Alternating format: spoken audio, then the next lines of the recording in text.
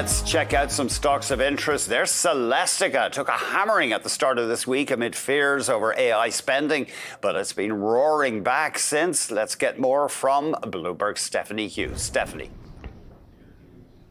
Hey, Andy. Yeah, what a difference a week can make. So Celestica gained as much as 17% today, and that easily put it on the top of the TSX best performers list. So that gain was also the biggest intraday gain that this company has enjoyed since late October.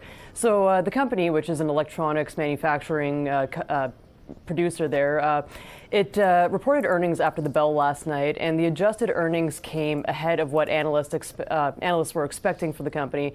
And not only that, but they also raised the 2025 earnings guidance, which really came ahead of what analysts were expecting. So the company now sees adjusted earnings of $4.75 per share for the year ahead. That is over 30 cents higher than what management was previously expecting. So the company also said that the demand for data center hardware is still pretty strong, and they expect that to continue in 2025 and that momentum to go even beyond the year into 2026. So that stock price jump that we're seeing today is yesterday, and just this whole rally in the Celestica shares there is basically helping it regain some of the losses that it sustained during the Monday tech rout. So the earnings are clearly being well received in the analyst community, many of whom were already quite bullish on the name leading up to earnings, with multiple price target hikes before they even reported after the bell yesterday, Andy.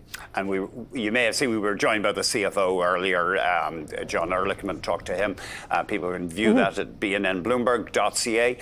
MAG Silver joining in this rush to precious metal stocks today.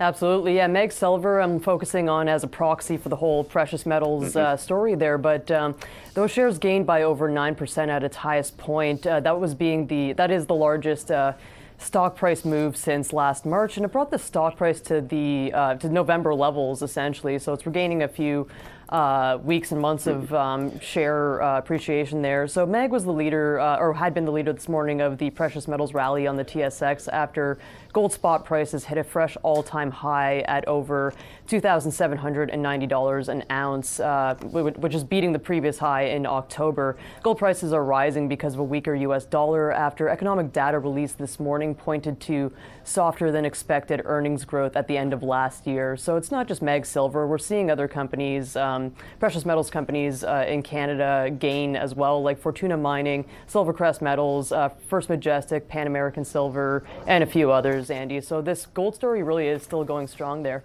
It's amazing. Maybe we could put up a 10-year chart for Agnico Eagle, which is, as you know, emerged now as one of the biggest gold producers in the world, AEM. And that stock hitting a record high today. Alamos Gold, AGI as well. Partly, I mean, they have big mines in Canada, so that's beautiful. So a depressed Canadian dollar means your costs are down, but your revenue is in a high American dollar.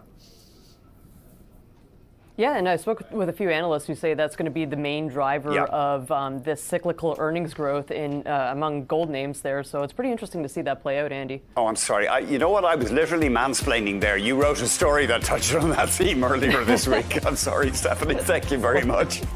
Stephanie Hughes of Bloomberg. Okay, we've got the closing bells on Bay Street and Wall Street next.